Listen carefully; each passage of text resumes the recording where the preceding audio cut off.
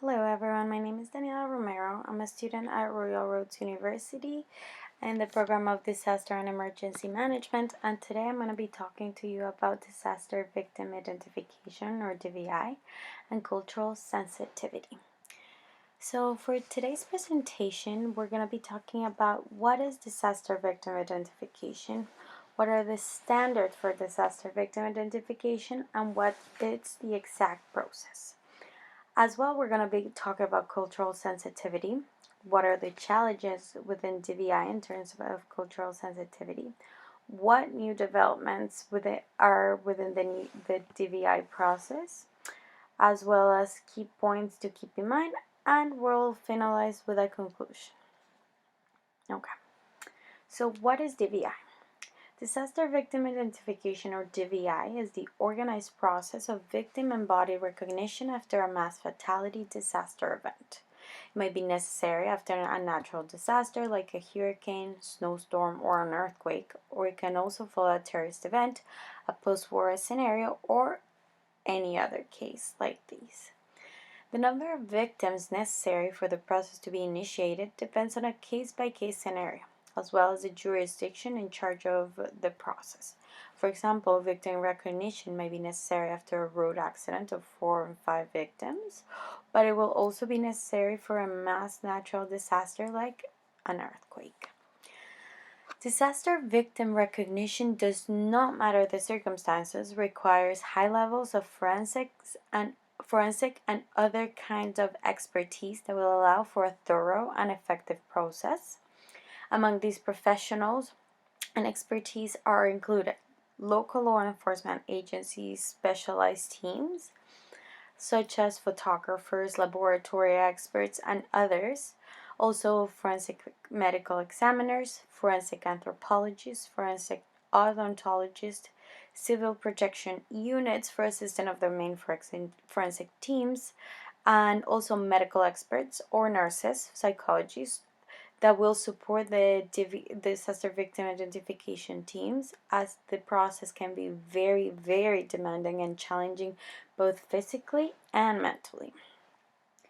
Now let's talk about the disaster victim identification standards. The Interpol first set the standards and protocols over 20 years ago in 1984.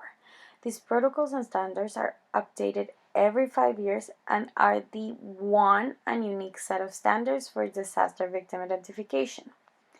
The Interpol provides guides and forms to follow protocols.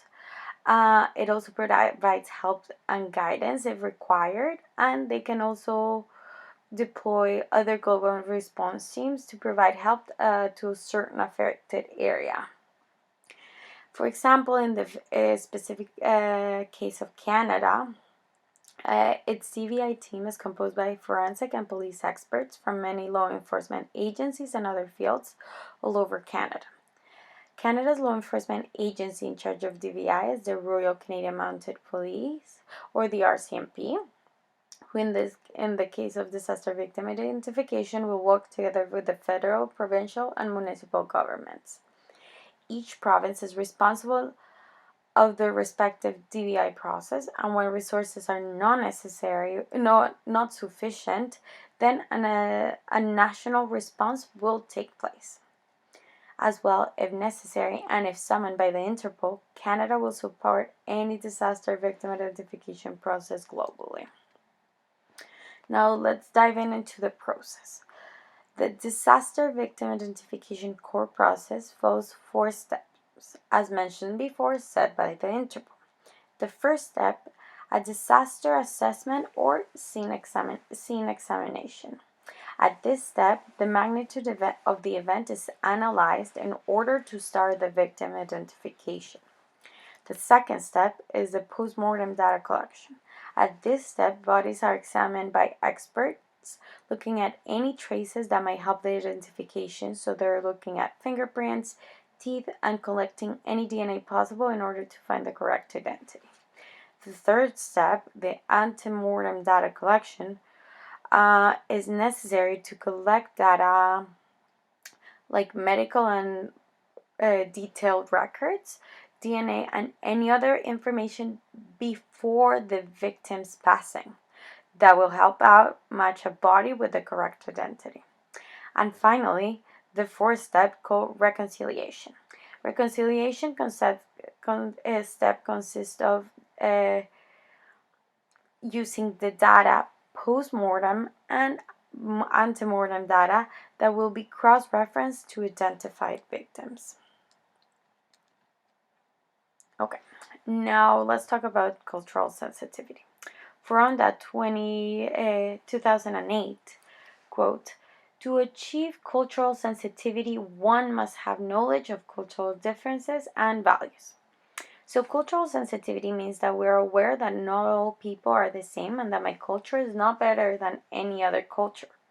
Many cultures manage and process death differently than the Western world does, and this is why it is crucial for disaster victim identification teams to be culturally sensitive. Now, disaster victim identification challenges with culture in relation to culture. When multiple cultures have to work together or just work in general, it is very important that the cultural differences are well addressed by the different disaster victim identification teams, as these differences may present certain cultural sensitivity challenges. For example, if and when foreign experts are present, a sense of lack of power and knowledge might be present coming from local authorities. However, this could not be further from the truth, as local authorities and experts are crucial for a harmonized and well-developed process. And why is this? Because they are the most aware about local culture and can be key sources of knowledge that will help foreign teams familiarize themselves with local customs in order to not disrespect any local communities.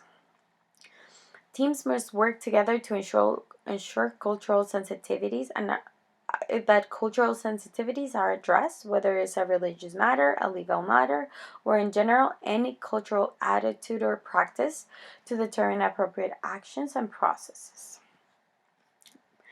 Now let's talk about the development of disaster and victim identification. Although disaster and emergency management standards have been available for the past 20 years, only as of 1993, DNA testing became a tool used to identify disaster victims, as previously dental records and medical records were the only means to match a body with an identity. Also, fingerprints were used, but often enough fingerprints were not available to be taken from a body. For example, if there was a fire, the remains could have been significantly damaged that the fingerprints were not available. These methods continue to be used and accompanied by DNA testing, which allows for a thorough process. When DNA typing started being used, it was the last resource used for victim recognition, as it was very slow and very costly. Today, on the other hand, DNA is one of the main methods of disaster victim recognition, as technology has significantly improved, as the use of it has allowed for development of more practical and accurate DNA systems. Now let's go back to some key points that are important to remember. It is ideal when local authorities are working with foreign experts in order to have a more thorough and understanding DVI process. DNA technology and victim recognition technology will only continue to grow and improve to allow better and more accurate results, even for very damaged remains. As well, it is crucial that multicultural, multidisciplinary, multi-methodological teams and processes are used for disaster victim identification. Now, to finalize the presentation, I would like to say that disaster victim identification is a process that it is required after most natural and human-caused disasters globally. The multicultural needs and challenges posed by such process need to be addressed. This is why, and this is the reason why local teams as well as foreign experts must work together to reduce cultural vulnerabilities. And that is all for today. So thank you very much for your time.